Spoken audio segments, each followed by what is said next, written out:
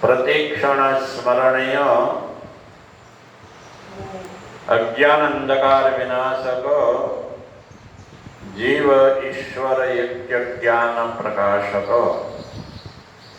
ભવદુઃખ વિનાશક મોક્ષ પ્રદાયક ભક્ત ઉદ્ધારક સચ્ચિદાનંદ સ્વરૂપ બ્રહ્મલીન સદગુરુ પરમાત્માના પરમ પવિત્ર ચરણ કમળોમાં કોટી કોટી વંદન.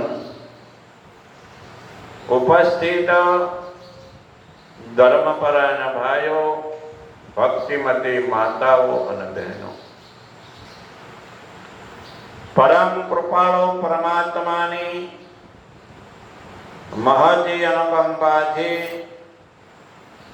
આ ભવ્ય ભારત દેશની અંદર દેવોને પણ દુર્લભ એવો મનુષ્ય જન્મ આપણને પ્રાપ્ત થયો છે. આ મનુષ્ય જીવનની અંદર પરમાત્માની કૃપાથી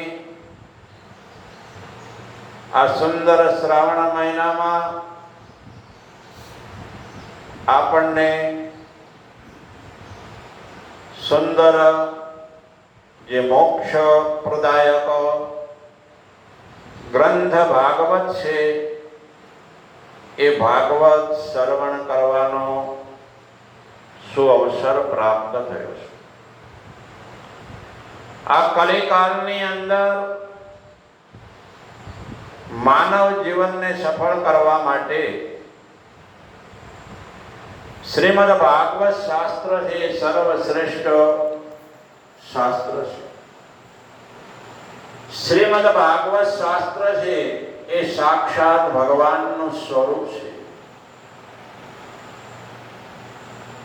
જ્યારે ભગવાન આ ધરાતળથી છોડીને સ્વધામમાં પધારવાના હતા ત્યારે ઉદ્ધવજીએ કહ્યું કે હે પ્રભુ,